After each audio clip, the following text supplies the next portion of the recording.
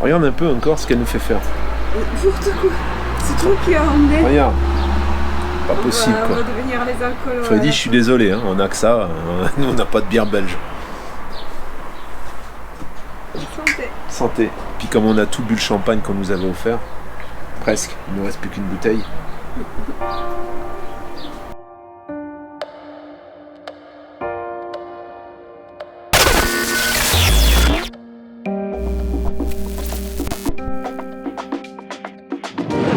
Sokola, 1410 abonnés. À notre tour, 1100 abonnés. Donc, je pense qu'on a un petit peu, lancé le truc pour eux. Et je suis content. Leurs vidéos, elles sont super sympas, donc ils y seraient certainement arrivés, mais bon, ça leur a fait peut-être gagner un peu de temps, donc tant mieux.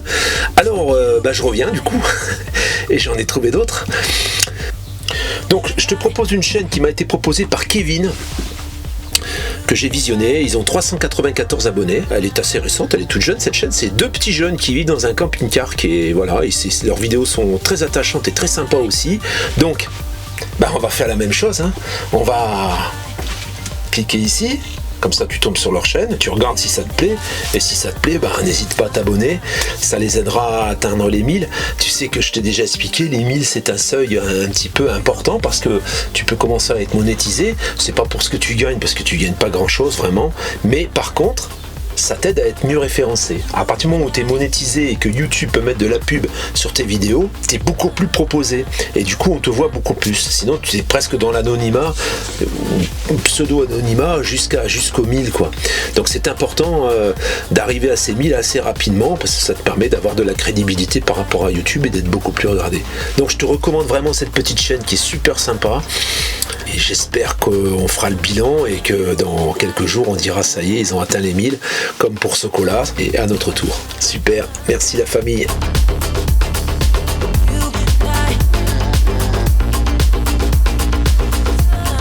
Bon, la famille, là on va aborder un sujet un peu plus compliqué et un peu plus controversé, je dirais. Parce que je vais forcément dire des choses qui vont pas plaire à certains possesseurs de camping-car. Donc je vais essayer de trouver des solutions aux choses que je vais vous énoncer aujourd'hui. Les châssis aujourd'hui, le monopole est détenu par Fiat, quasiment. Je dirais que la plupart des châssis aujourd'hui, ce sont des Fiat. Donc si on parle des vieux châssis chez Fiat, il faut éviter le 2 litres Turbo D parce qu'il est trop faible. Sur les autres, la plupart du temps, c'était du 2 litres 5 TD et ils viennent toutes plus ou moins du même endroit, donc que ce soit Peugeot, Citroën ou Fiat à l'époque, c'était la même base de motorisation. Et là, il n'y a rien à signaler. Pour tous les détails comme ça, je vous renvoie vers l'excellent forum de Camping Car pour les nuls qui va vous donner tous les problèmes en fonction des motorisations et en fonction des années. Ça m'évite de m'étaler trop sur ces petits soucis et de cibler un modèle en particulier.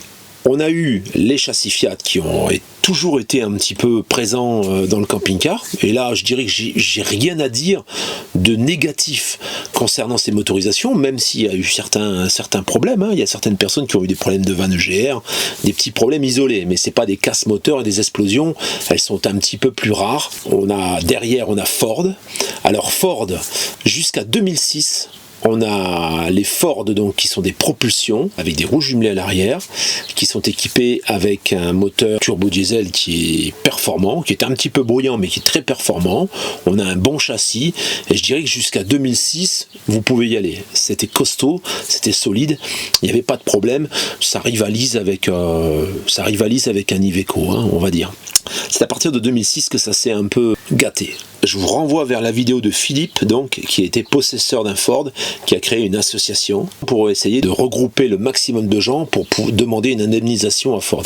Le problème est résolu à partir du moment, bien sûr, où vous avez changé le moteur. J'ai eu quelques infos pendant mon parcours, j'ai visité des camping-cars et je suis tombé sur un chef d'atelier, qui peut-être me regarde d'ailleurs, Citroën, qui connaît très bien ces moteurs, puisque sur les Citroën, c'est la même chose. Donc à partir de 2006-2007, et alors il me disait que, en effet, il y avait des moteurs qui explosaient sans prévenir. Hein. Et alors, c'est exploser, c'est pas vraiment exploser. En fait, il y a le piston qui se fendait. Et du coup, ça cassait le moteur complètement et le moteur était remplacé en entier. Ça, c'était dû aux injecteurs. D'après lui, ce seraient les injecteurs. Ils auraient mis des injecteurs de mauvaise qualité. Le cylindre finit par se remplir de gasoil et il finit par péter. Ça finit sous la pression du liquide, ça finit par péter le piston. Donc, en préventif, si aujourd'hui, toi, tu possèdes un Ford et il n'est pas acheté, il faut changer la rampe d'injecteur. Ça coûte 2000 balles. Si tu changes la rampe d'injecteur et tu as mis une rampe d'injecteur de bonne qualité, tu sais que quand tu vas revendre ton véhicule, tu n'es pas en train de rouler celui qui va te l'acheter. Et il risque pas de le casser à tout moment, comme ça a été le cas. Il y a eu énormément de casses. Hein. Donc, j'invente rien, il suffit de parcourir les forums.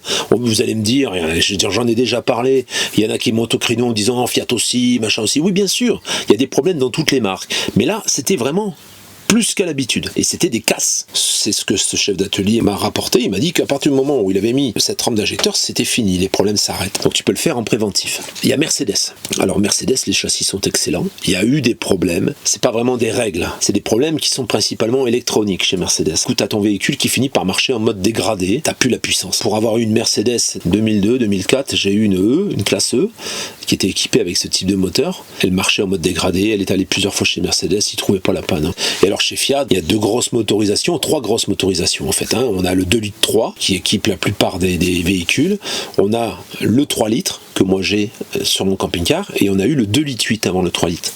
Le 2 litres 8, son seul petit défaut, si c'en est un, c'est pas vraiment un défaut, faut faire l'entretien, c'est que c'est une distribution par courroie et que donc tu vas devoir changer ta courroie tous les 5 ans, comme pour le 2 litres 3. Sur le 3 litres, par contre, c'est une distribution par chaîne, donc c'est inusable. On ne change jamais une chaîne de distribution, sauf problème de tendeur ou des petits problèmes comme ça, mais c'est vraiment très très rare.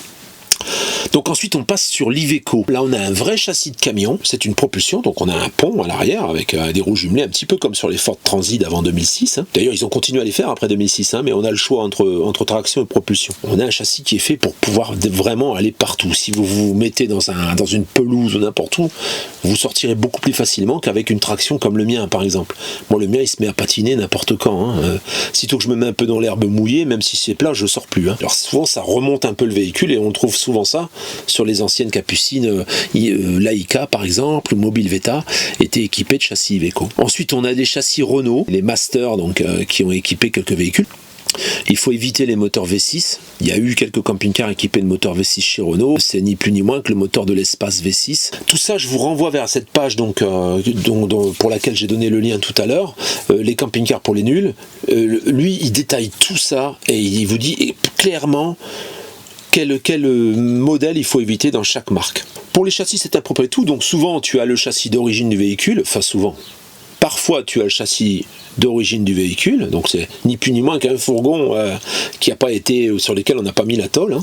Donc tu as le châssis d'origine, et sur beaucoup de camping-cars aujourd'hui, tu as le châssis Alco, qui lui est un vrai châssis de camping-car qui permet de rabaisser la hauteur hein, et du coup d'avoir un espace intérieur plus grand tout en conservant une hauteur maximale limitée. Donc le châssis Alco, par exemple, moi j'ai un châssis Alco. Le châssis Alco, ça ne veut pas dire double plancher. Le châssis Alco, c'est juste le châssis. Tu peux avoir du châssis Alco sans double plancher. Hein. Ça veut pas dire, quand tu lis sur une annonce, châssis Alco, ça veut pas dire que tu as un double plancher. Ça, faut bien faire attention à ça aussi. Si éventuellement tu vois du Peugeot ou du Citroën, c'est du Ford, hein. C'est les mêmes motorisations. Hein. C'est les moteurs Puma. Alors, ça veut pas dire... Je reviens sur le moteur Puma, ça ne veut pas dire qu'aujourd'hui, les gens qui achètent du Ford, ils ont ce problème. Hein. Je pense que le problème, il a été résolu, en fait, entre 2007, les premiers sont apparus 2007, hein, c'était avec ces nouveaux feux sur le côté, le Ford Transit. Entre 2007 et 2012, je dirais, c'est là où il y a eu le plus de problèmes. Hein, et entre 2007 et 2009, ça a été l'hécatombe, hein, mais après, ça s'est un peu tassé. Encore qu'il y en a qui ont encore eu des problèmes. Et ensuite, je pense qu'ils ont résolu quand même les soucis de jeunesse, et je pense que les rampes d'injecteurs sont plus les mêmes aujourd'hui. Il y a certaines personnes qui ont des Ford aujourd'hui et qui n'ont pas de problème. Hein.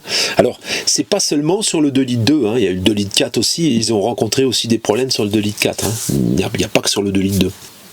La prochaine fois, on va parler des marques de camping-car. On parlera des bonnes marques, mais il y a des camping-cars qui sont plus adaptés à la vie nomade parce qu'ils sont plus robustes. Et ça, on retrouve tout souvent ce type de camping-car dans le haut de gamme. Donc je vous dirai tout ça, comme ça vous aiguillera un petit peu. Qu'est-ce que tu fais? Bah, je vais mettre le plat. Tu sais faire? Non. Regarde, tu vas te faire tomber. Vas-y, aide-moi. Tu vois, t'as compris? C'est pour ça. Non, c'est pas moi. Normalement, je prends un tabouret. C'est pour ça, parce que du coup, elle peut pas s'en servir. Tu vois? Parce que moi, je coupe. Ah, mais dessus.